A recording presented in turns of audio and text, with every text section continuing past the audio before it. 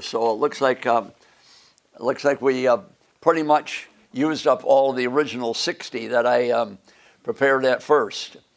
Well, if we have time, I want to go over the back sheet of last week's handout we're online. Riley, we're good? Yes. Okay, thank you. It's called Living in a World Filled with Religions and Philosophies. I don't know if we'll have time for that, but it's on the front. It's on the front. But if we do, we'll go over that. And it's some discussion about who is saved, who is not saved, outside of Jesus and the church. So if we don't have time to go over it, you might want to read it. There's comments on here about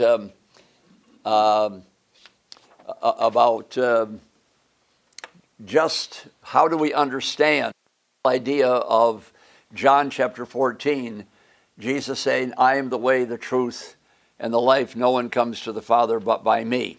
But we might not get to that, but at least you've got it if you were here last week. If you weren't here last week and you want the the Buddhist handout, then I've got extra copies and I'll run and get one for you afterwards. Just let me know. Well, some of you may remember that I had a class on Judaism at the beginning of this year.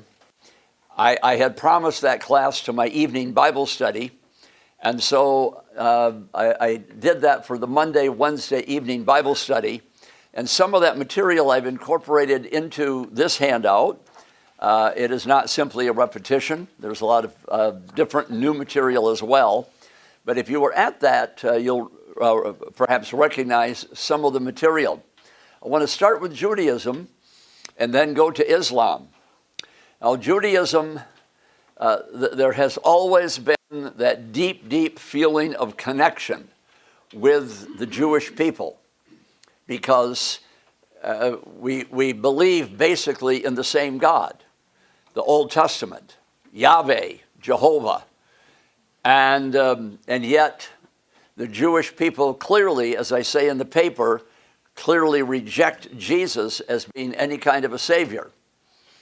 I remember it was many years ago when the Churchman's Lunch that meets on Wednesday was still at the church downtown, the Presbyterian church downtown, and we had a Jewish rabbi as a speaker. Now, he was not a Christian Jewish rabbi like what we had here a couple of years ago, but he was a genuine Jewish rabbi. And then in the Q&A, the question and answer time, someone raised the question, well, what do you think of Jesus?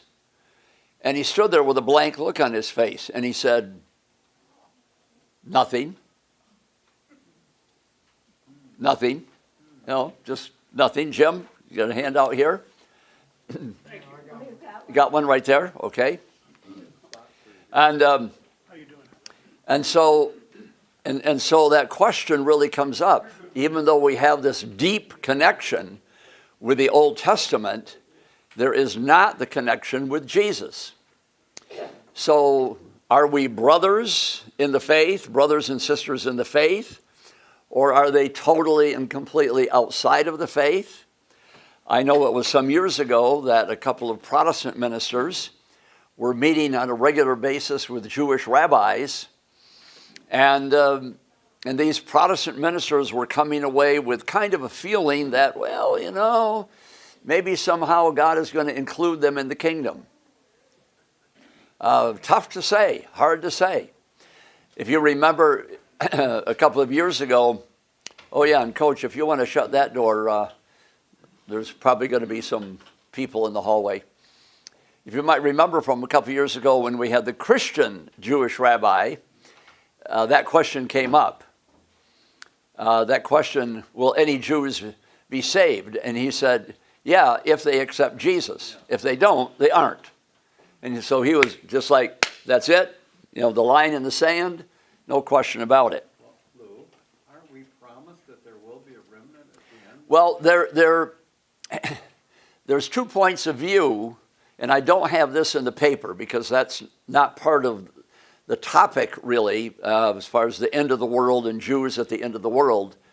But there is that position of many Christians that God will regather the Jews at the end of the world, and that there will be a special kind of treatment of them. They will come to know Christ. They will become believers as a fulfillment of various prophecies, especially like in Ezekiel. Ezekiel, for example, talks about the two sticks. And one stick represents the northern kingdom, and the other stick represents the southern kingdom of Israel. And he says the day is coming when the two sticks will come together and be one again. And I will have to say that prophecies in Ezekiel are pretty convincing that there will be some kind of regathering of the Jews at the end of the world. Now, very strong Protestants who don't accept that will look at those passages and say that is simply a figurative or symbolic reference to the church. And some of you may have heard of what is called the replacement theory. The replacement theory says that everything that went on in the Old Testament has been replaced now by the church, and that the church will continue to exist until the end of time and Jesus comes, and the Jews will in no way be part of that second coming. So there's two very clear positions on that in terms of the end of the world. Will the Jews be gathered and treated in a unique and separate and special way? Or are the Jews going to be saved only if they believe in Jesus in this lifetime, and there will be no gathering of them at the end of the world, and that the church is the replacement? Some of you remember that when I was on the TV show Ask the Pastor, that we had this one lady minister on there, and when we were in the green room, that's the room where you sit before you go on camera, and she would sometimes bring that up. She was Pentecostal. Pentecostal people tend to believe that there will be this regathering at the end of the world. And I say tend to believe, if not strongly believe, that there will be. And she used to go after me on that one. And she taught me a lot about it. And it really helped me to think about it. So anyway, so if there's any questions on that before we actually get into the paper, Coach. Most Christians support Israel today in the war with Hamas, but the replacement people are not so on board with that. Right. And that's one of the major conflicts in the American government. The Christian community is split over supporting of Israel. You can see that more and more eroding. Yep. If you think back over the years, people like Billy Graham and others who are very much in the, you might say, the Baptist or Pentecostal line of thinking, they would quite often go to the Holy Land. They would go to Palestine, and they would hold, yes, if we could all turn off our electronic devices, our phones, they would go to Israel, and they would have these revivals because there is that belief then that when the Jews are gathered at the end of the world, that they will be gathered there in Israel, that Jerusalem will once again be the headquarters, perhaps even King David himself literally be once again their king. And so therefore, a huge part of the Christian population here in America is very strongly pro-Israel. But like Coach said, those who maybe are more of the Calvinist, Presbyterian sort of background that do not believe in replacement and that the Jews will not be regathered, they tend not to be as enthusiastic about Israel. Doug. Well, I would think the promise made to Abraham eons ago would still fall there. The Lord made that Well, the promise made to Abraham I'll be a God to you and to your seed, your generations after you. And so it just simply boils down. Do you take that promise to Abraham in Genesis 12 through 17 as continuing on into the end of the world for the Jews, or that promise is called the covenant of grace? That covenant promise shifts after the resurrection and the ascension and Pentecost, that shifts over to the church today. And that creates all kinds of interesting discussions, because infant baptism, for example, is based on the fact that the covenant with Abraham shifts over to the church in the New Testament. And that's why if you were brought up Christian Reformed or Reformed, you probably remember hearing the words that baptism has taken the place of circumcision, that the church is the replacement, that the church flows out of the Old Testament, and the Old Testament then is basically finished, other than a good teaching. But let's get into our paper. Where do Jews and the name Jew or Semites come from? Now, you may have wondered why people who are anti-Jewish are sometimes called anti-Semitic. Well, after the flood, the sons of Noah and their descendants wandered into various parts of the world. And if you have an NIV study Bible, and if you go back to the pages right around Genesis 10, 11, 12,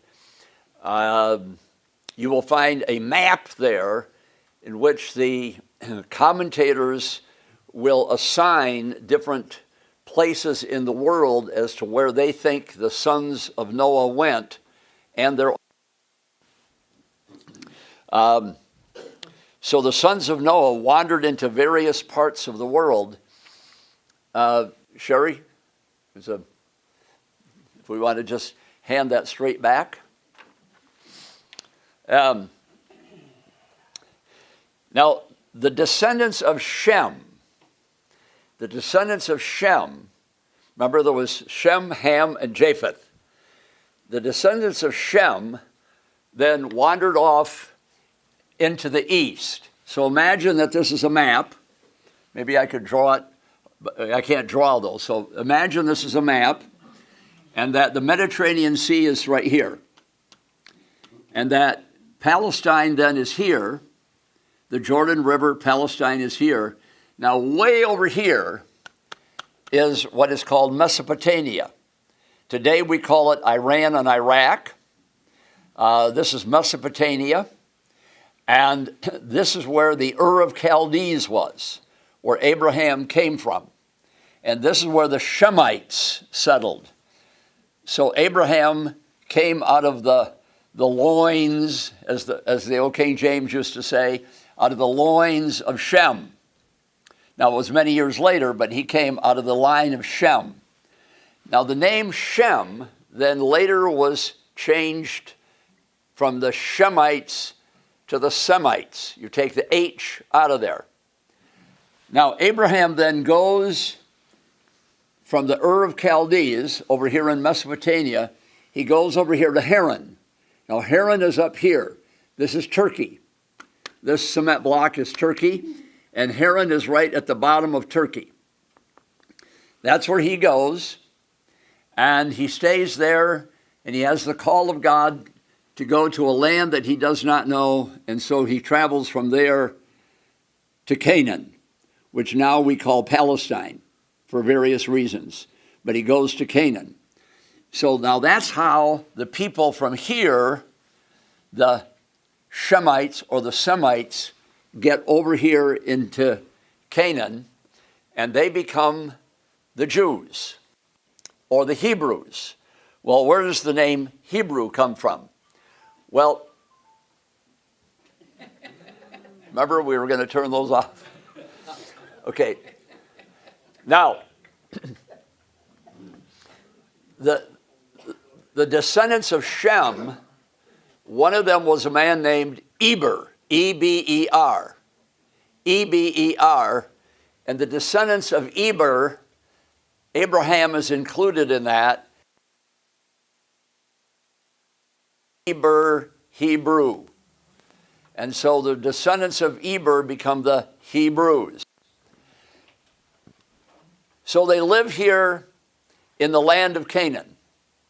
And we have Abraham, Isaac, and Jacob, who are now called the Hebrews, the descendants of Eber. And they are called the Semites, the descendants of Shem. Okay? And then we come to Jacob and Joseph, where they go into the land of Egypt down here, and they travel through the wilderness, and they come back into the land of Canaan. And then Canaan is divided into the 12 sections for the 12 tribes. And one of those tribes is called Judea, from which we get the name Jew. So that takes care of Semite, it takes care of Hebrew, and it takes care of Jew. And I explained that then in the opening paragraph. I have a quick question. It's silly, but how far apart in actual miles when Abraham travels from Ur? Well, we're talking many, many miles. They tended not to travel this way because of the desert. So they would travel this way. Now, this area over here, Mesopotamia, later becomes Babylon. And whenever Babylon is out to conquer, they travel to the north, and then to the west, and then they come down to the south. So they come from the north, and that's why if you read the Old Testament and it talks about the enemy from the north, that's because Assyria, which was also here, and Babylon, when they come to attack the people over on this side of the world, they come from the north rather than travel across the desert. You can't take an army across the desert because they have to have food and, more importantly, they have to have water. And some very famous battles were lost down through history because generals, they didn't analyze correctly what it was going to take to get from point A to point B, and their armies ran out of food and water. And they were defeated not because they were weak armies, but because they didn't have anything to eat and drink. To some extent, that also happened with the Germans and Russia. Doug? Okay. So moving on.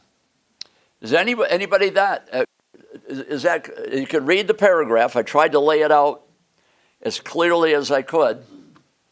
But if you go to that map in the NIV, then you will find that the descendants of Shem are over here, and then by way of Abraham, they end up over there, and they are called the Hebrews after Eber, and they are called the Semites after Shem, dropping the H, and they are called Jews because they, after some time, the temple in Jerusalem is located in Judea, and they're called the Jews. Capital B. Well, this is a question that people bring up a lot, and I'm sure that this is one of the reasons why many of you came today. What really is a Jew? How do we know what a Jew is? Is a Jew a person who is biologically descendant from Abraham, from the loins of, once again, from the loins of Abraham, or what? And an example that I use that it's difficult to know oftentimes who a Jew is or what a Jew is or what a Jew looks like is that Sammy Davis Jr. was a Jew. And and you might remember one of the episodes on All in the Family where he comes to visit. You don't look Jewish. Because we think that Jewish people are supposed to look a certain way. They're a little bit kind of short, maybe have big noses, kind of dark complected, because they come from the Middle East area. Well, it is true. It is true that many Jews come from this whole area in here, and people from that area do tend to look that way. but that doesn't mean that all Jews look that way, or that everybody who looks that way is Jewish, not by a long shot. I took my material for this out of a book that I have. It's a great book. It's called Religions of America. It talks about all the religions in America. That's why it's called that. And when they came to Judaism, they interviewed Dr. Rabbi Morris Kurtzer. And he says that it is a difficult question to answer. Being Jewish is not a national, racial, ethnic, or genetic identity as such. Yes, there is the nation of Israel, and citizens of that nation are Jewish, but being in that nation is not what generally determines what it is to be a Jew. So an example would be that America has often been called a Christian nation. But just because you live in America doesn't mean you're Christian. Far from it. And so just because there are people who live in Israel today doesn't mean that they practice the Jewish religion. Maybe they do, maybe they don't. And so being in that nation is not what generally determines what it is to be a Jew, nor is a Jew simply one who is a biological descendant of Abraham. Now, I don't know if there are people who can go on Ancestry.com and discover that they actually go back to Abraham, but let's just say that there are people who can do that. But that doesn't mean that they believe in the Old Testament. It doesn't mean that they believe in Jehovah God. It doesn't mean that they practice the Jewish religion in any way, shape, or form. In the same way that I might be able to trace, let's say there's an atheist out there who can trace his biological line back to Martin Luther. But it doesn't mean that they're automatically a Christian. So reading on. A descendant of Abraham might be called Jewish, but this is not the general definition. There are millions of Jews who are not biological descendants of Abraham. So while the race, ethnicity, nationality of some Jewish people may play a role in their being Jewish, these are not the primary bases for defining what it is to be a Jew. Well, there's three main groups of Jews. And as you're going to see as we move through these, it becomes difficult to define what a Jew is because some call themselves a Jew, but they don't necessarily practice the religion or even believe in God. If you were here at that class last September, you may remember I used an example. I used to bring my speech kids to a competition at the Optimist Club. The Optimist Club would run a speech contest every year, and I would bring my kids, and I would quite often sit next to this man who owned a very large business in Grand Rapids, and he was Jewish. And they would always fix him special food because he would not necessarily eat what we were going to have. And so we got to talking about that one day, and he said, yeah, they make fish for me because they're worried I might not be able to eat whatever they're, like if it's pork or something like that. But he said, I don't really care that much. He says, I don't really even believe in God. I go to the synagogue once in a while, but he would go through some of the Jewish rituals. For example, he said, I got a couple sons who are more Jewish than I am. They actually believe in God. So he would bring his sons to have the bar mitzvah, which is like in Christian Reform terms, making profession of faith, or in Baptist terms, it's the time that you make your profession and are immersed and join the church. So the bar mitzvah is when you become an adult and you become a full-fledged Jew. So he would do the circumcision of his male babies and bring them for bar mitzvah. but he really didn't believe in God, and he really didn't do much that was Jewish. But he called himself a Jew, and he ate fish so that he wouldn't have to eat something that was not according to Jewish standards. But now the number one, these are the people that are most clearly in our minds as genuine Jews. They are the most tied to the Bible. Now, when I say the Bible, I mean the Old Testament. And they're tied to their tradition. These accept the faith, so they would believe in God, Yahweh, Elohim, the religion of the Old Testament, the teachings of historic Judaism, based on the Pentateuch Torah. Pentateuch means the first 5 books of the Bible, Genesis through Deuteronomy, and Torah means the Old Testament, and the teachings of the Talmud.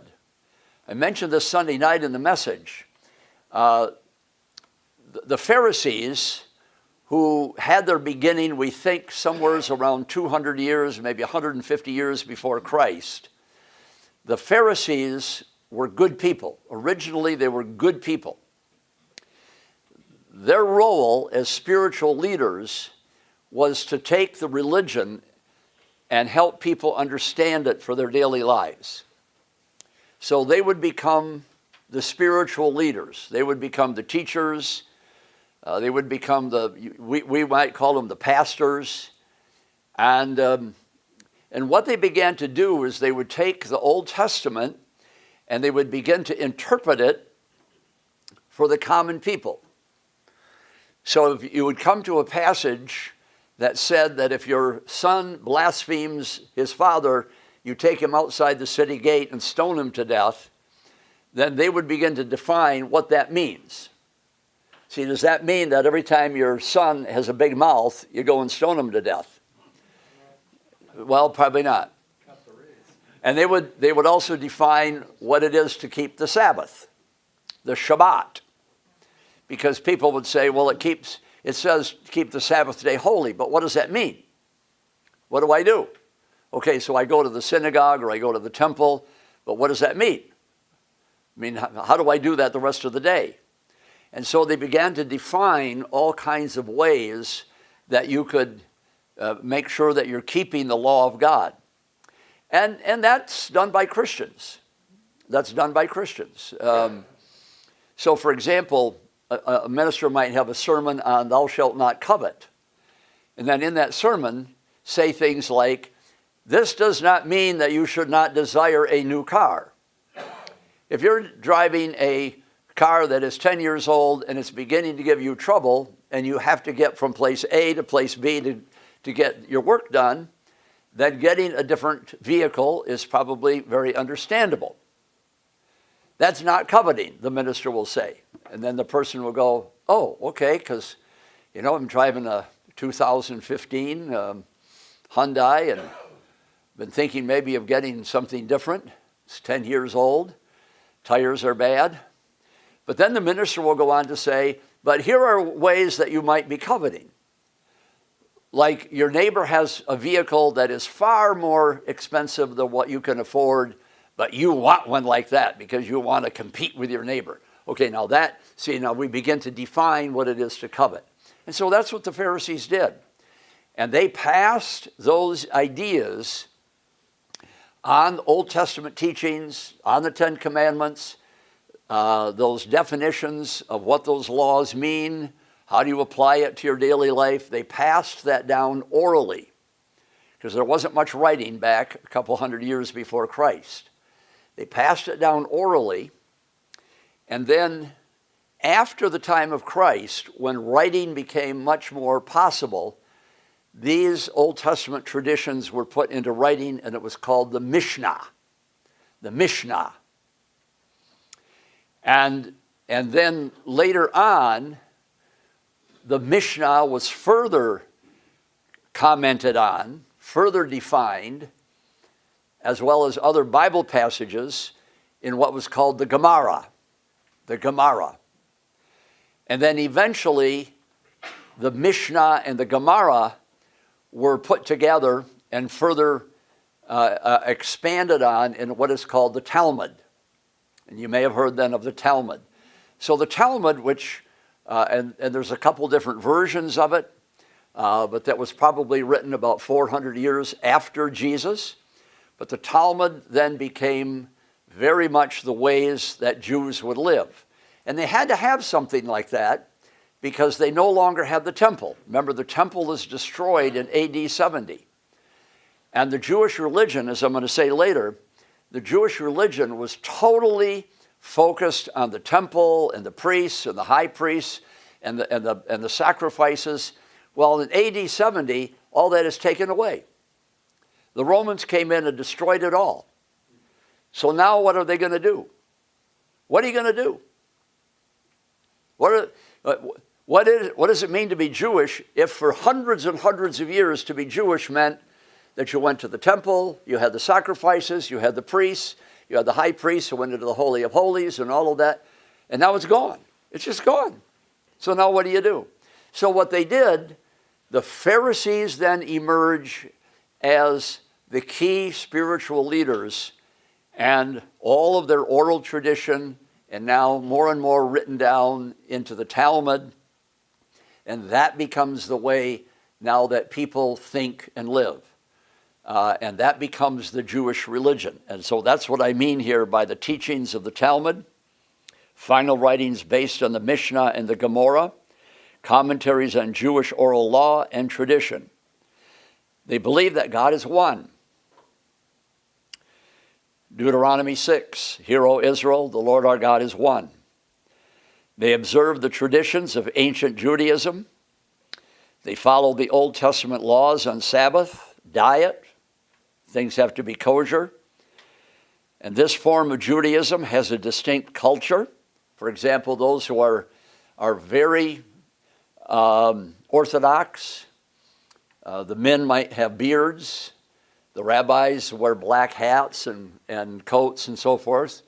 But even if they don't look Jewish, there will be people then who are very firm in their faith. And they also want a distinct Jewish culture. They're not going to want intermarriage, for example.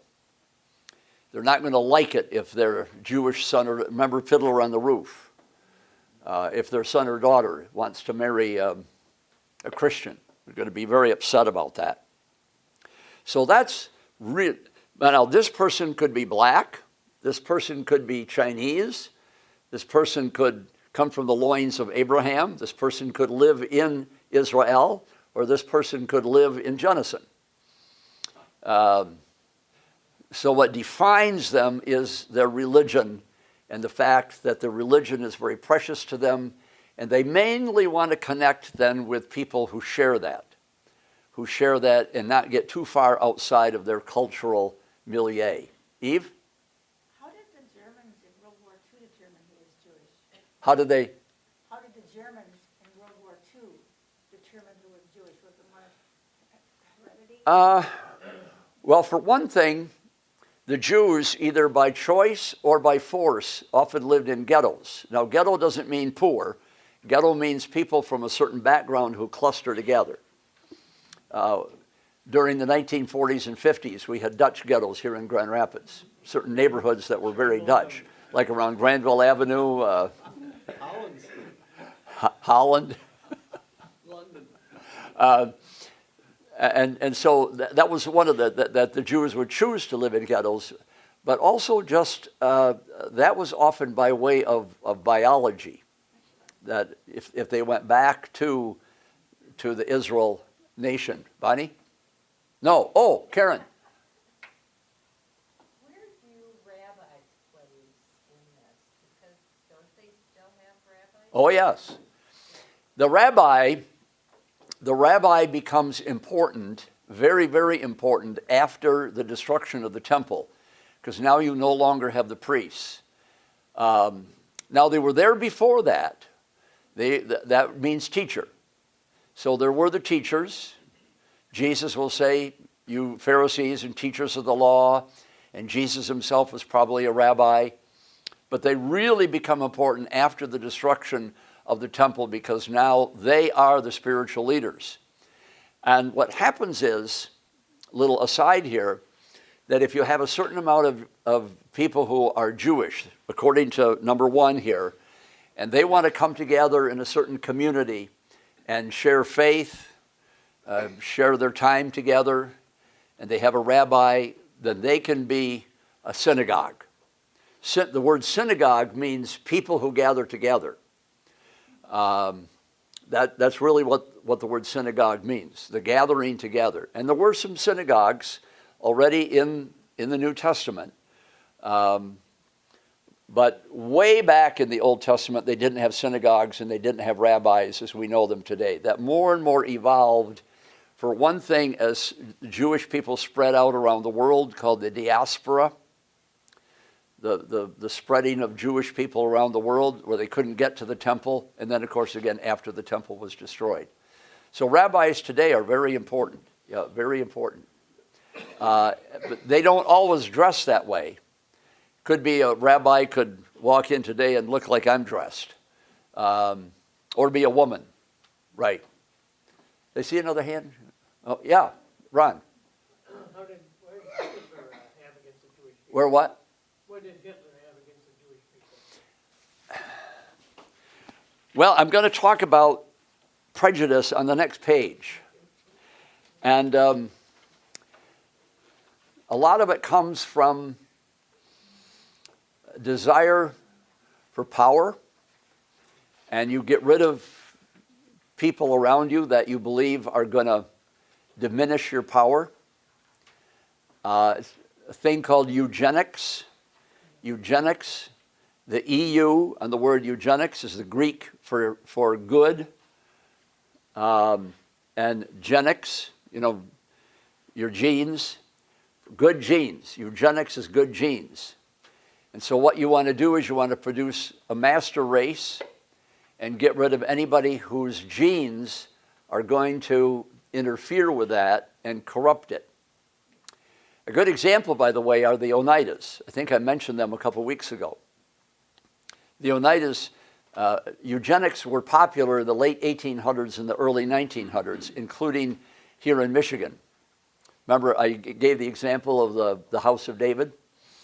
But the Oneidas, we know them for their silverware. They were in New York, and you could get married, but you could not have children. The only people who could have children among the Oneidas were the women who were approved, and they were permitted to have sexual relations with the elders of the community, and then that's how the children were produced. And I understand that they actually kept records on those children that were produced, locked up and stored away to see what they would be like years later. I don't know if that was ever unlocked, but so anyway, so number 1. Number 2, conservative Jews. These will pick and choose which beliefs and traditions to accept or ignore. They may take the Bible and God seriously, but tend more to identify themselves as Jewish based on following many of the cultural practices of Judaism, such as food, visits to the synagogue, having a bar mitzvah for your son, or bat mitzvah for your daughter, celebrating certain Jewish holidays. There'll be a greater emphasis on becoming part of the culture in which you live. Now, the man I referred to before from the Optimist Club, he may have been in that category. He didn't take his Judaism that seriously. But then number 3, the Reform Jews. These are the most liberal. Many of these Jews will not believe in God or the divine nature of the Bible. They consider themselves Jewish because of family and general relationships to the broader Jewish community. This would be like many Christians who grew up in a Christian family and still make it to church on Easter and identify with the Christian relatives and will participate in the dinner prayer, but, then I went ... I think you get the message. Okay, page 2. A good Orthodox Jew. Now that's the number 1. We'll accept the Torah as the Word of God, the Old Testament. We'll practice now some of this is repetitious because in answering questions, practice the traditions, and then I put a whole bunch down there.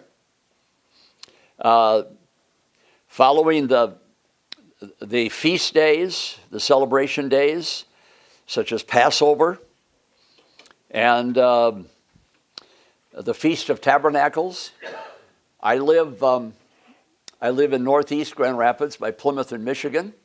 And for many years, I've lived there for 50 years. And for many years on Michigan Street, there's Orthodox Jews that live in that area. And during the Feast of Tabernacles, this one house would always have a little shed outside in the front yard. And then they would live in that shed for a week to celebrate the Feast of Tabernacles. And that's to remember how the Israelites had to live as nomads as they traveled through the wilderness. I've got 2 synagogues in my neighborhood. Havas Israel on Michigan Street, and then also Temple Emmanuel on Fulton Street.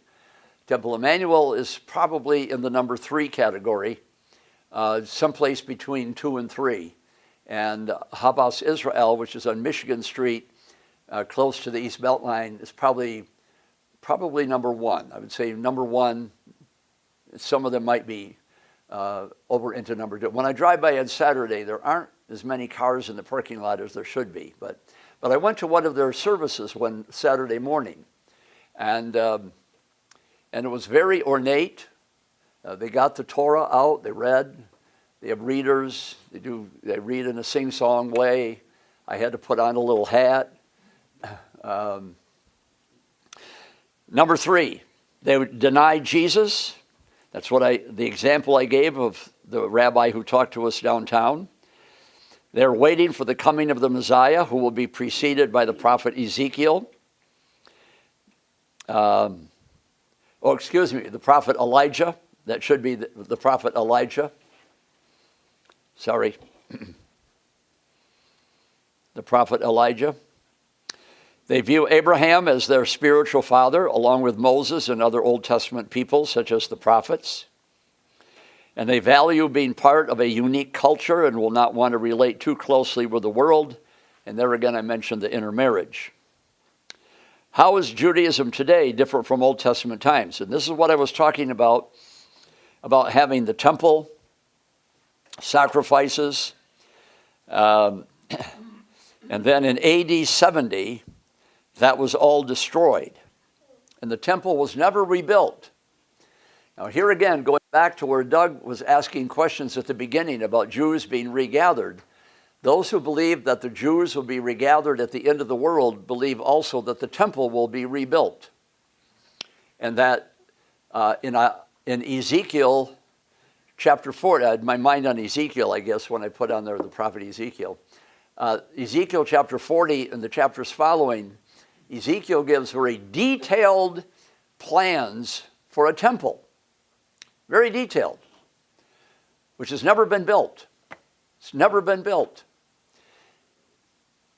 Now, when the Jews came back from captivity, they did rebuild the temple, but not according to what Ezekiel has in his book.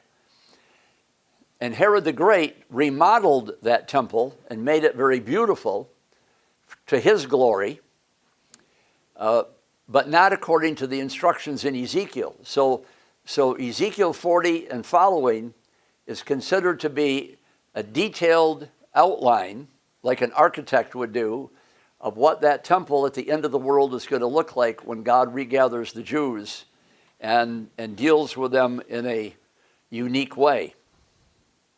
So the whole system changes. And will Judaism go out of existence? Will it disappear? Will it disappear? And the answer is no. The Pharisees continue.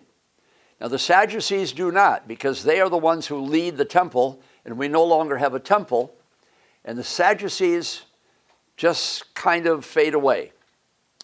The Essenes, I mentioned this on Sunday, the Essenes, who are more or less the monks of Judaism, they're the people that produced the Dead Sea Scrolls out in the desert. they disappeared, and the Zealots, who were the group of Jews that wanted to overthrow the Romans and were extremely militant and wanted to kill. Some of them were unique zealots. They would carry a dagger. And if there was a certain Roman official who was in the crowds, let's say in the marketplace, then that zealot would come up alongside of that Roman official that he hated because he was Roman and part of the Roman government, and stick him. Quickly put the knife back in and disappear in the crowd. In the meantime, the Roman official is starting to collapse, and the people don't know why. And when they discover that he's been stabbed, by this time the zealot is far gone. So it's a little risky, So anyway, the Pharisees continued. They continue. Now, they're not around anymore, but we do have the rabbis. And so the rabbis really take the place of the Pharisees. The synagogue has taken the place, in some sense, of the temple. By the way, if a synagogue calls itself a temple, that really is inaccurate. Like the one on Fulton Street, which calls itself the Temple Emmanuel. It's not a temple. The temple was in the Old Testament. That was destroyed by the Romans.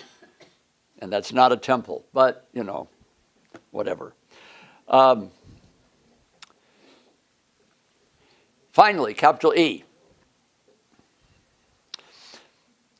Why have the Jews been back, Ron, to your question? Why did Hitler hate them so much? Why have they been persecuted? This is the part that I recopied, at least in abbreviated form, from the notes that I had last September. For one thing, the religion. When non-Jewish rulers took over territories, mainly Christian and Muslim rulers, often those rulers were anti-Jewish for whatever reason, and they persecuted them. Spain has a very interesting history. It was Christian for a while. Then the Muslims came in and took it over. And then the Christians got it back. And in the 1500s, you had Ferdinand and Isabella. They're the ones who sent Columbus off. They also kicked all of the Jews out of Spain. Christian leaders have often been very cruel to the Jews. Now, one of the reasons why they have been cruel to the Jews and other Christians have been cruel to the Jews is because they say the Jews crucified Jesus. And they said, and you read this in the New Testament, may his blood be upon us and upon our children. And therefore we have a right to persecute them and even kill them. So many Christian leaders have been very... Now, Hitler was not Christian, but there were many Christians in Germany, and many churches supported Hitler more at first than later on. But there may have been a tendency, I don't know, I haven't studied the churches of Germany during that time, but there may have been a tendency in many of the churches to hate Jews as much as Hitler did.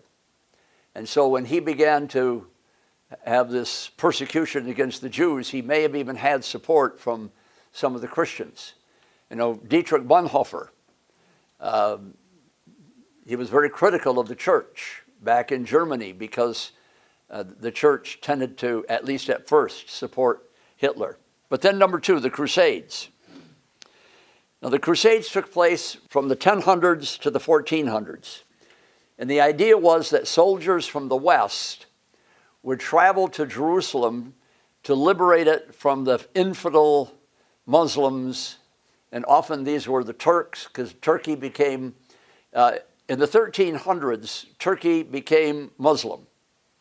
And by the way that happened, to give you a little side issue here, Turkey was Christian. That's where the 7 churches of Asia Minor were located. Turkey was very Christian. Remember, I said this block up here is Turkey.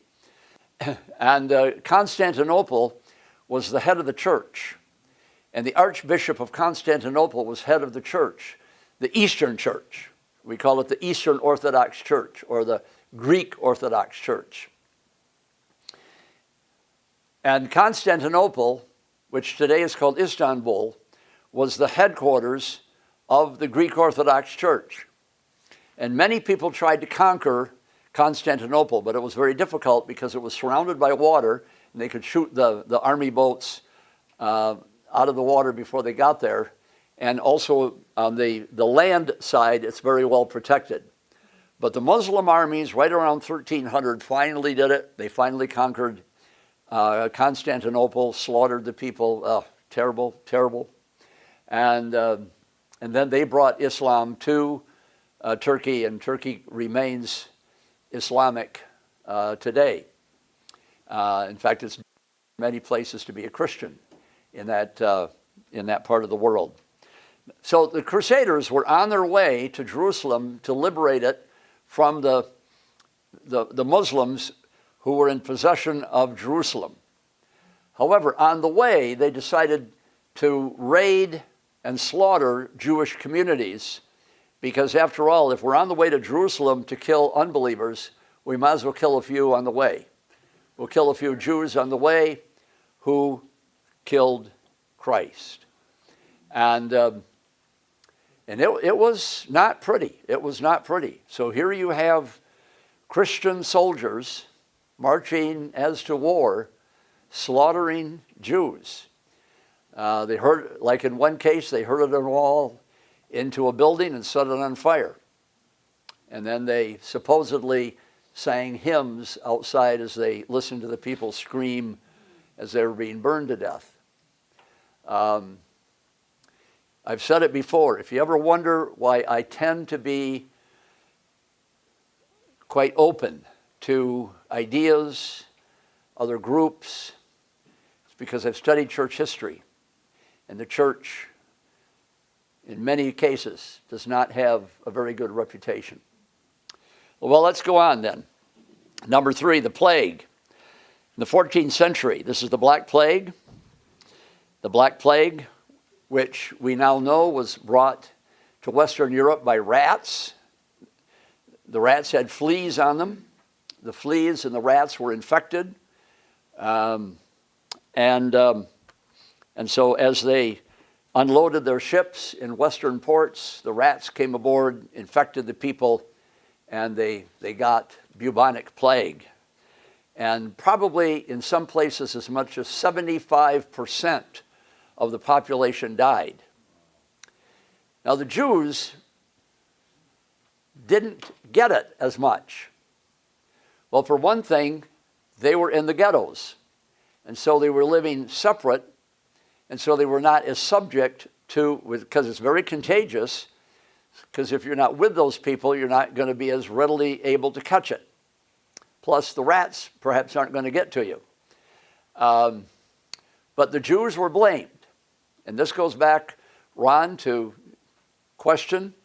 A big one is, if there's things that are wrong, and in Germany back in the 1930s, depression, they had just suffered terrible humiliation at their defeat in World War I, and the Jews had to the Germans had to reestablish themselves as a superior race, as a noble people, and so they wanted to look for a scapegoat. Scapegoat, a word that comes out of the Old Testament. In other words, put blame on someone, and so they decided that they would put blame on the Jews. So the Jews got blamed, now here in the 1300s, for the plague. You had to blame somebody. And so they spread the rumor that the Jews were poisoning the water, poisoning the wells, and so they killed them. Yes? One of the most anti-Semitic things I've ever read was by Luther. Thank you, Wayne. Luther was very anti-Semitic, anti-Jewish, yeah. So it's why I hate hate. I hate hate. I think that's okay to hate hate. I hate hate. Now, it doesn't mean that I think everybody's going to go to heaven, but I don't think we should persecute people because they're different. So, well then, also, number 4, economic prejudices. And now, in the Middle Ages, the Christians, because of teachings in the Bible, did not practice what was called usury. That is, to lend money to people at interest. The Bible says you're not supposed to do that to your fellow believers. So, Jim, if you want to borrow money from me, you need $100, I'll lend you $100, but I won't charge you interest because you're a fellow believer. That's in the Bible. That's in the Bible. However, at the same time, you had business people among the Christians in the West who wanted to do business. And so the Jews were willing to do the borrowing and the lending and set up the banks. And so the Jews became the people that in many ways helped to handle, if not develop, the economics. Well, that led to many of them becoming rich. And you all know today, the rumor is that Jews are rich. They're all rich. They all got money to burn. Well, that comes out of the Middle Ages, and it comes out of this economic thing. And here again, jealousy. Here again, jealousy. If I know you've got a whole lot more money than I do, and maybe if I have to kind of scratch to get things, I might be jealous of you. And then finally, being a unique culture. Here again, I think it's sin. Sin that the people who are in power will tend to dislike and be prejudiced against people who are different than they are. People who are in power. And that goes back, I think, to Hitler. They'll be prejudiced against people who are different than they are, be it racial or ethnic. It's why we have to be careful with this immigration thing. Now, I firmly believe that we should have immigration laws. And we should not just let anybody and everybody into our country. We never have. When the Dutch forefathers came here to this land, they had to jump through hoops. And that was okay. They had to have a sponsor, and they had to have a job, and all of that kind of thing. But at the same time, if and when people do come in, we should not be prejudiced. Because I remember when the Dutch kids came into Grand Rapids, came into the Christian school back in the 1950s, there was prejudice. Called them the dumb dike jumpers. And I remember I had a friend, his name was Henry. His name was Henry. He and his family came. They lived in an upstairs on the corner of Stormsund Court and Fulton Street. Every time I ride by there, I remember him. They had a whole bunch of kids, and they lived in this little apartment. And we got to be friends, and he hung out with me and some of the others. But they picked on him. And I remember he came to my house one day, and he said, I can't be in your group anymore because they're mean to me. That was just so hurtful that they would be mean to this kid. They would wear a little bit different clothes, the Dutch stuff, and they still talked with a brogue if they could talk English at all. Now, another thing, in terms of economics, the father was a bricklayer, and he worked his head off, 12 hours a day. And all of a sudden, and my father used to bring day-old baked goods to them because they were in our church. And one day, the family moves to Jenison to a brand new house. Brick house. A brick house, right. And people are going, excuse me? And then, some more jealousy. I want to get to the Muslims. I got 25 No, that clock is.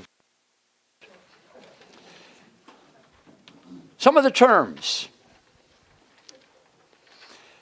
Allah is the name of God, and they believe in one God, as do Christians and do the Jews. And many have said that Allah is the same as the God of the Old Testament, and that's debatable. The word Islam means surrender. So to be Islamic means that you are in submission to Allah. Muslim is the name of a person who surrenders or submits to Allah. The Kaaba is a structure in Mecca, in Saudi Arabia, which contains a sacred stone. Contains a sacred stone, and as we're going to see in a moment, a good Muslim will travel to Mecca at least once in his or her lifetime to worship there in Mecca at the Kaaba in front of the sacred stone. The Quran, or the Quran, we've Englishized it into Quran, is the sacred book that was supposedly given to Muhammad. The Sharia are the moral codes for living based on the teachings of the Quran. And the Sunnis are people that are elected to be leaders, but the Shiites, and you probably have heard of that. There's the Shiites and the Sunnis, and they often don't like each other. But the Shiites are in Iran, and they are the ones who believe that the leaders of the Muslims have to be from the bloodline of Muhammad. And this is probably why, and I don't know, I'm not into politics, but this is very possibly why many of the Middle Eastern countries would not be that upset if Iran got schmucked, because they are Shiite and the rest of them are Sunni. History. Abraham was the first of a long line of prophets. He is the father of the religion, and so Abraham becomes the father of Christianity, the father of Judaism, and the father of Islam. But Islam teaches that Ishmael is the recognized offspring, not Isaac. Ishmael. The descendants of Ishmael are the Middle Eastern people. And Ishmael is the one that Abraham took into the mountain to sacrifice, not Isaac. And according to some, not all, but according to some Islamic people, Abraham and Ishmael went to Mecca and they established the Kaaba and the sacred stone. Many, many succeeding prophets, like Moses and Elijah, those would be recognized, including Jesus. But he is not God. He is not divine. He is simply a good man who was a prophet, and he said good things. Although they have, in many ways, rewritten the words of Jesus so that it would fit their way of thinking. Muhammad was born in 570 AD.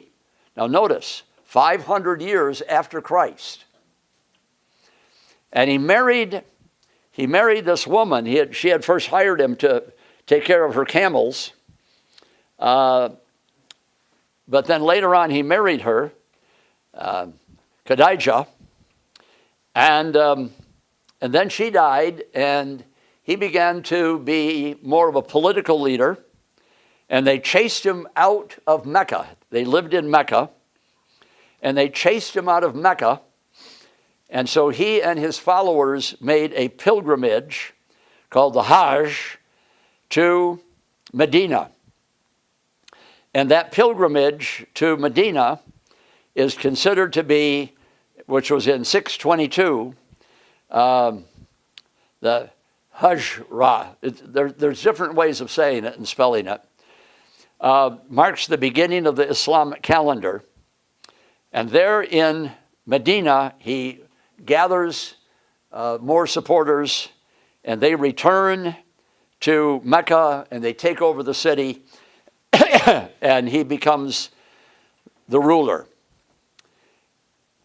Now, while he was at first in Mecca, he would go into the mountain and he would meditate, and there the angel Gabriel would come to him. Now, this kind sounds a little bit like Joseph Smith, where the angel Moroni came to him with the golden plates. Here we have the angel Gabriel who comes to Muhammad and gives to him the Quran. The Quran is a very precious book to them, like the Bible is. But the difference is that they don't want lots of translations of the Quran. You have to treat it in a very holy way. You don't translate it into modern English. You don't go to Zondervan's and get 1,000 copies of it and set it out and have people pick it up and stick it in their back pocket. It's different. It has to be very holy. Now, it's not that we don't think that the Bible is holy. We do believe the Bible is holy, but we also believe that the book, the paper itself, is not holy. But they would come pretty close to believing that the paper itself is holy, and so you have to be very careful the way you handle it.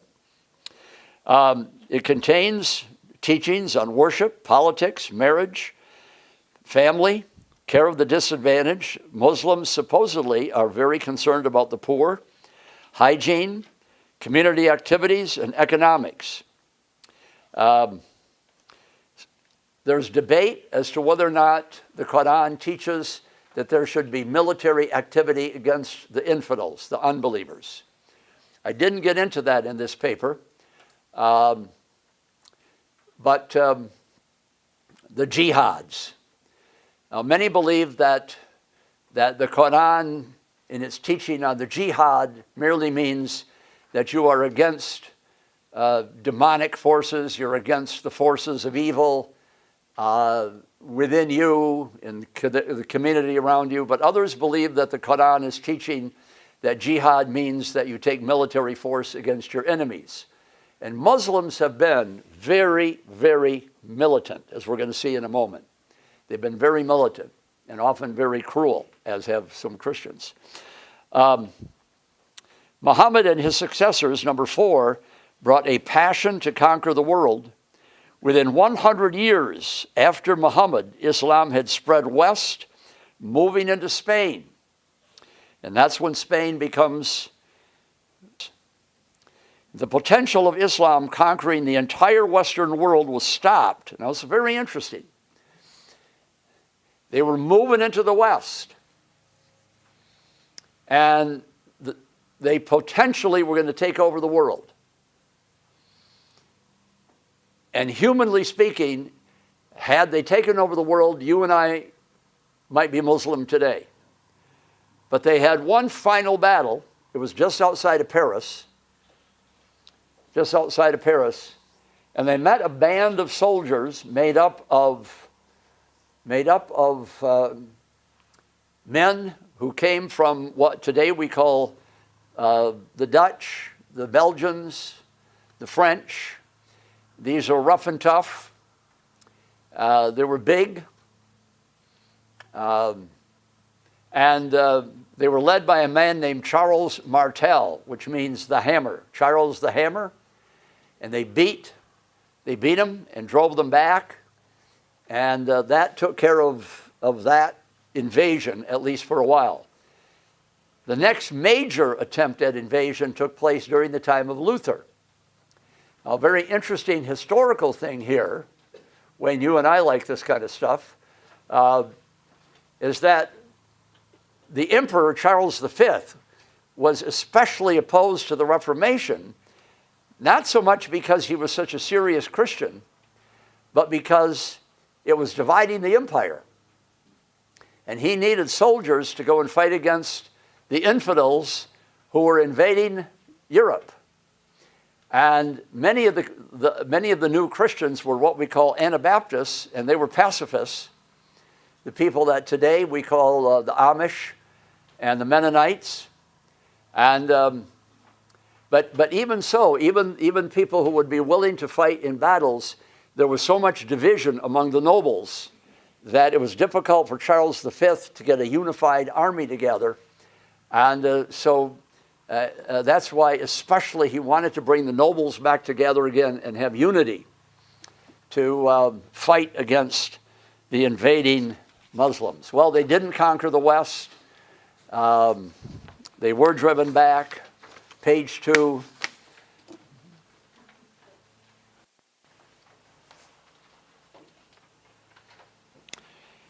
Here's the heart of it. And I've got 15 minutes, so let's read through this kind of quickly and then see if we've got some Q&A. They have 5 articles of faith. Number 1, there is one true God who is Allah, the all-knowing, all-powerful. He is not personal. The emphasis is on judgment, not on grace. Strong emphasis on predestination. God controls every detail. They're more into predestination than the Protestant Reform. Angels. People have 2 angels, one recording the good, the other recording the evil. The Quran, along with some other books, including the Psalms of David, the true teachings of Jesus. Like I said, they rearrange his teachings. The prophets, again, many prophets. And then the last days, there will be a resurrection. The good Muslim will go to paradise, a place of pleasure and comfort. And sometimes that is promised to people if they go into battle. Even today, if you get killed in battle, you go immediately to the beautiful place. And those who oppose Allah will suffer eternal hell. 5 pillars of the faith. This is crucial. This is the heart of Islam. Their creed, you have to say this creed every day. There is no God but Allah, and Muhammad is his prophet. There is no God but Allah, and Muhammad is his prophet. Number 2, prayer. 5 times a day, the faithful Muslim recites the prescribed prayers while facing Mecca. This is where they bow down on the prayer mat. Alms. Muhammad had a great compassion for the destitute, and so a percentage of each person's income must be given. Fasting. You've heard of Ramadan. That'll be in the news. The beginning of Ramadan. It's the beginning of Ramadan. And what that means is that for a month, if you're a faithful Muslim, you fast from sunup to sundown. After sundown, you can eat, but not during the day. And that's to remind you of Allah. It's kind of like Christians when they fast. Fasting has never helped me to be more spiritual. I've tried it. All I think about is food, not Jesus.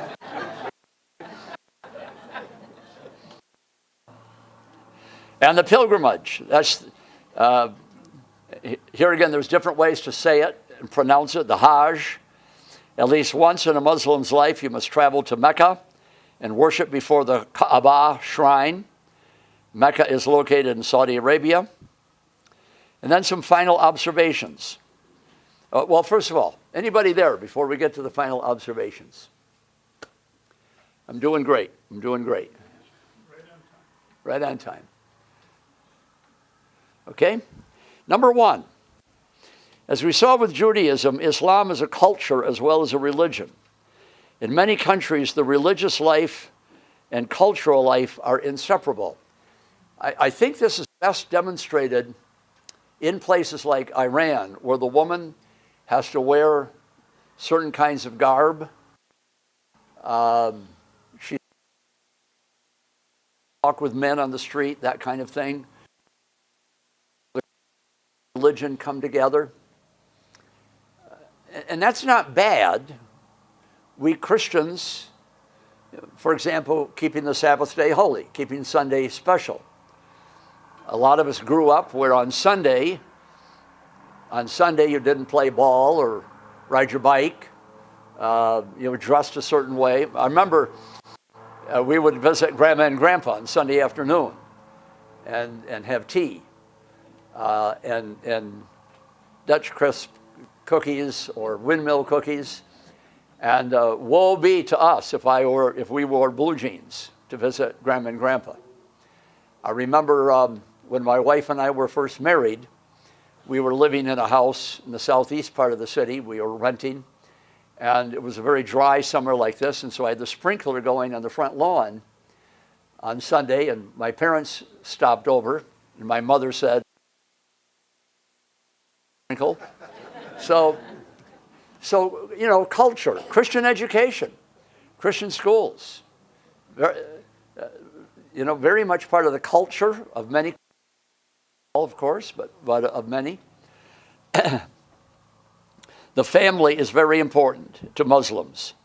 They're expected to marry and reproduce, but women are not given the same rights as men. In fact, in some countries, like I said, the dress is different, but in some countries they can have multiple wives and even permitted to abuse their wives. By the way, in that cultural thing, homosexuality, in some countries, Muslims despise homosexuals, and you might even be executed if you are caught being a homosexual. Number three, many Muslims in Muslim countries see the West as too immoral, which may be true. Loose sexual values, women's clothing, use of alcohol and gambling. Every other commercial on TV is gambling. I don't even know what they're talking about. This one guy in this one commercial, he says, "I never split nines." No idea what he's talking about. I do remember, though, growing up, we were permitted to have rook cards and old maid cards, but not those other kind of cards, no devil cards. What about canasta? Canasta, I don't know about canasta. So you could get together on Sunday night and play rook, right? But you couldn't gamble with devil cards, you know. Much of Muslim holy writings and teachings come from the Bible, but the Bible passages used are not necessarily worded the same as what we know. Muslims teach that the Bible we have has been distorted. God is not Trinity, just one. He's not warm and personal. He's not a father. He's very transcendent. There is not a concept of grace. It's all works. It's all behavior. Salvation is based on behavior. Jesus was a sinless prophet, but not the incarnate Son of God.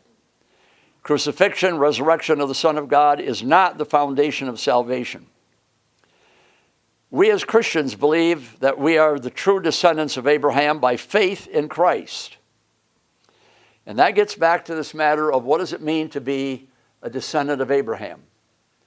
And once again, under Judaism, there is that thought that those who are biologically out of the loins of Abraham will be regathered, but many Christians instead believe that we are from the loins of Abraham by faith, and that's Romans 4, Romans chapter 4. Abraham believed, and it was credited him as righteousness. And Romans 11, according to some, but not all, says that we are the new or the true Israel, descendants of Abraham by faith, and a loving God, as was true of Abraham. We made it. And I have 7 minutes left. Jerry. Where do the 70 virgins come in? Where the what? 70 virgins? Do you ever hear about that? Oh, yeah. I don't know. Okay. I did not come across that in my reading. Okay. I think what it is if you are killed in battle, you get one of the virgins in heaven. Right. Yeah. Right. Which is, you know, motivation for going to battle, right? Yeah. Paul. When did Muhammad ascend to heaven from Jewish school? Muhammad ascended up and, I don't know if he ascended. He died. I got the date in there. Doesn't they teach that he went from Mecca to Jerusalem and then he... That could be. I did not come across that in my reading. Okay. Maybe somebody knows. Is there different, like, sects, different, like in Judaism, there's like the, more liberal ones. Oh, yeah. And the conservative, is there that same thing with Islam? Oh, yes. Oh, yes. Variations? So you're going to have some Muslims here in America who relate pretty comfortably to our culture. But you're also going to have people, for example, in Iran, who are very different. But yes, and there are subgroups. And again, like I said, the Shiites and the Sunnis. Doug? There's where, if we look down all of our religions and so on, as they've matured and changed and so on, you see so much of that persecution of people that don't quite believe like you. Yep, persecution of people who don't quite believe like you do. Yes. When you talk to somebody that either is non-Christian or has fallen away from the faith, and you want to kind of say, look at the Bible, look at, Yeah. People that have fallen away, oftentimes they will say, I got sick and tired of the division. Well, look at Joseph Smith and they bring up the and Russell. what do you guys profess to be Christians. And That's why I have said before, I might be criticized for leading a church non-judgmental, open to different backgrounds. We're very accepting of people, or try to be. But I've seen too much of the other side of the coin. Eunice. So in our business, when we owned it, the biggest Arab Muslim gathering is in Dearborn, Michigan. Yes. Yes, and for us, in the United States, and for us to do business with them, we had to hire a person like them to be able to get into them before they would give us business. They're very, very cliquey and on their own. Okay. Yes, Dearborn, Michigan has the highest concentration of Muslims, I guess, in the world. But by the way, when I was a debate coach, and we would tend to debate in the Detroit, Ann Arbor area, because that's where the great teams were located. And if you want to become great, you debate the great. And I had these Muslim kids. Their names were this long, and many of them were Middle Eastern. They had dark skin, and boy, were they smart. They were really good from many of those different Detroit areas, or Dearborn. Now, not Dearborn Divine Child. That did not have too many Muslims in it. so many of the Ford company executives and middle executives lived in Dearborn. Yeah. Until the Muslims had moved in and they began to be displaced and uncomfortable there. Well, he's talking about executives from Ford who live in Dearborn. Culture is interesting. Culture is very interesting. And I believe that our perspective, I was going to read that sheet, but it's at the back of your sheet from last week. And if you want that, let me know afterwards, and I'll run to the office. I didn't, because I was on the phone to this Indian talking lady, and I finally turned the phone over to Mary Marker, and I said, "Here, you talk to her." But living in culture is very interesting. It's easy when everybody around you is the same. And that's one of the advantages, quote unquote, of say, the Amish. You know how to act, and you know how not to act. And that was also true of our Dutch ghettos over on Granville Avenue. What was that book that you gave me? London Street. London Street, yeah. London Street. By the way, great book if you want to read about the Dutch coming here, and they lived in that area on Granville Avenue. But I lived by Fountain Street, Fountain and Fuller in there, where Van's Pastry Shop is. And that was kind of a Dutch ghetto. And we were south of Michigan, and north of Michigan was very Polish, where St. Isidore's is. And we would go down to Fuller, Michigan Park, and sometimes there would be altercations between the Dutch kids and the Polacks. And My grandparents, my grandfather on my mom's side had a bakery on Granville Avenue. had a bakery in Granville. Yeah. So, and the bakeries at that time too were different. There was a lot of individual finger things made, whereas now bakeries tend to be more, machine things, generic stuff. But anyway, but culture is interesting to live in. And I believe that our attitude should be one of adventure. One of adventure. I'm told the story of somebody who lived in Jenison, and their neighbor kept cutting their grass on Sunday afternoon. And that was not a church person. And so the church person would go and talk to him about it, and it was one of these lawnmowers that you plug in. And so eventually, when the guy continued to cut his grass on Sunday, he finally went and pulled the plug. Now, I think we should see it differently. We should see it as an adventure. And maybe we can learn something from other people. I can learn something from the Polish people who lived on the north of Michigan. And in fact, we've got some of them now in our church, and they're very interesting people. I learned a lot from Polish people delivering baked goods when I was a teenager from my father's bakery to the Polish halls on the west side. One thing I learned is that they talk a lot and they're very generous. But I think we should see culture as an adventure. At the same time, I believe we need to have that line in the sand, John 14, that says Jesus is the way. Now, will Jesus provide a way for people in the middle of India or China who never heard his name? That's up to Jesus. Did he die for them? I don't know. That's up to Jesus, not up to me. But we do know that we can't go around saying, it doesn't matter what you believe, you can believe whatever you want to, and you're all going to heaven. Jehovah's Witnesses, Mormons, whatever.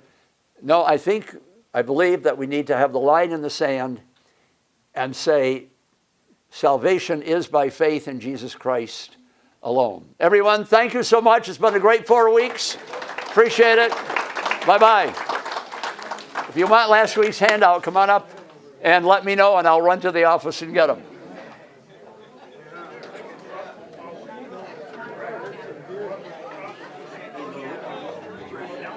What my grandfather used to say, because they came over here and raised their hand, on sport, and he would say, these Americans now, so we got to act like the Americans, Yeah. And I loved it.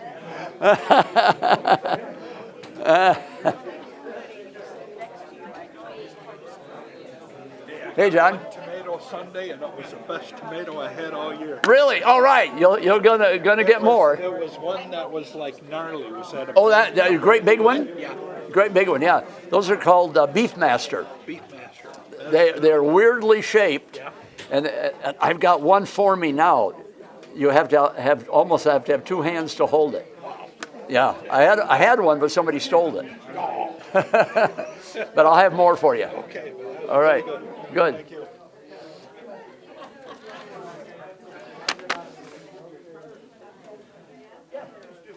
We had a gentleman at our church. He says one day he had a new house, and he was putting a lawn in on a Sunday. Oh, yeah. With the seed and everything. He says nothing grew. He says God didn't want me to do it on a Sunday.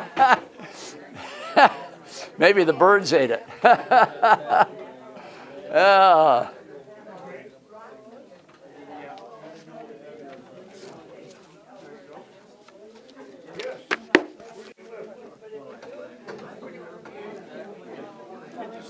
Thanks for coming.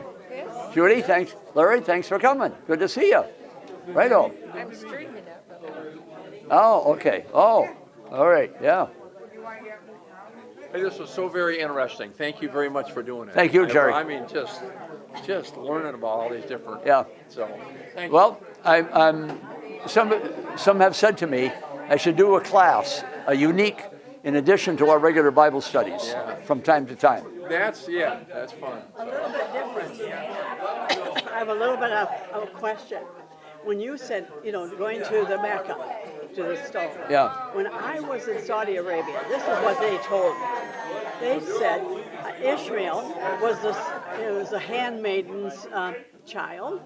Sarah kicked him out, her out in there. And that's where she was when God said, I see you. Oh. And that's why that particular place is Okay, the place. yeah. When I did my reading, it said different Muslims have different teachings on that whole Mecca, Kaaba. But that's what they told me there. Oh, It's like, really? oh, okay. Now, I haven't heard that one Yeah, before. And that's exactly, and it makes good sense. Yeah, Because oh, they put it yeah. out in the desert, Yep. and where, and to what. So Mecca. that was interesting. And I'm not kidding you, those Jews are hated around the world. They are, and for Yeah. just no reason, but they just don't like it. No? And I can tell you, Very good, Lou. Thanks, Oh, I Doug. like that. I will see you tomorrow. Appreciate you. Okay, yeah, see you tomorrow. I got another speech. I got to finish getting that one they ready. can be so obnoxious and rude and nasty, and I honestly swear I can pick them out. Give me God. You know, if you'd have taught my history class, Pastor Lou, if you'd have taught my Yeah. history class, I would have enjoyed it. Yeah, well, you know what? What? Hi, Shirley. Thank you for coming. You know what? I had a history teacher in high school who taught history in a wonderful way, and it just changed me. I said, I love history. Yeah, Yeah, I know, well, the Bible's history. it's the history. And I did take a Bible course in high school. I'm like, oh boy. But the teacher can make all the difference. Oh, most definitely. I got to get out of here. They're going to All right, transition here. yeah. Oh, okay. All right. Very good. Then his son was, he had the radio electronics store down on Front Street. His son was, Is this, Jim, is this yours? no, you can take that, Lou. That was one that. Okay. called. Good to see you again, man. Thanks, Lou. It's a pleasure. That was a fantastic session. Thank you. You go for it, buddy, go for it. Yeah, Wayne. Your mentor, is it Dykstra? Who was your mentor in the 70s? You mentioned him that way to me. In debate? No, I'm talking about in the CRC. Oh. DeGraff? There was a Dykstra. Dykstra. In fact, his sister was in our class today. Oh, Yeah. yeah. Cal. He, the head of the missionary department at CRC at Calvin. I don't know. I lost track. When I left the CRC, I lost track of a lot of the people and the politics and. Yeah. He was head of the missionary department, and he said, how can you be a missionary if you can't say that they're not going to heaven without Jesus? Yeah. So my dad, after that article, I was just a boy. My dad got a hold of him, and he said, you don't have to say Jesus, but you can say God loves him. You don't have to say Jesus died for him, but you can say God loves him. And so they communicated off and on for several years. Oh. Couple decades. What did your dad do? My dad was he was the first graduate of the Baptist Seminary. Oh. That's now Cornerstone. Yeah. Oh, He got out of World War II and took the GI Bill. You know, I and think went you to told the me that synagogue. once. Yeah. And he went to the seminary there. Yep. And so he always said that he didn't want to take a penny for preaching a free salvation, so he taught Bible classes in home. Oh. For Yeah, they in your house. I remember that you had a church group in your house. yeah, we wouldn't call it a church. Well, but- whatever. Yeah, we had Bible classes. I got it. Would I that got be a it. gathering? Thanks. I got to Thanks get. for reminiscing with me. Yes. Oh, so good to see you again, man. Yeah, Jim. Thanks, Doug. I got to. I have to cheat a minute. I was gonna arrange, I talked to RJ before the class. Yeah. And he said, I'll be here Yeah, afterwards. I so said, I gotta over sign the up for last that. 50 years, You know, for I've me and had Eva, I'm gonna take many Eva run-ins along with tomorrow too CRC. for the men's luncheon. Yeah, good. And, but I didn't get, I ran all over church looking for RJ and I haven't found him. Just bring her. Okay, Yeah. just show up? Just bring. Yeah.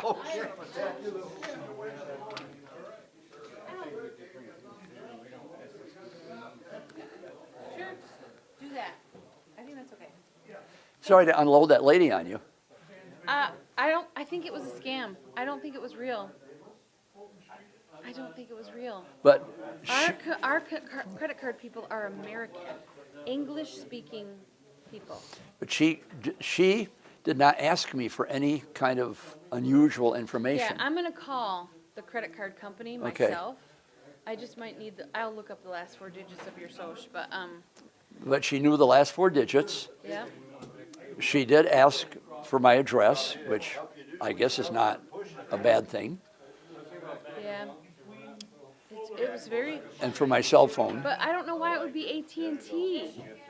It's on my card. My card says AT&T Universal. It does? Yeah, It's not my account? no. Well, I'm gonna call anyways. Okay, I'll have that stuff. I want to go check on Elida. Oh, go check on Elida.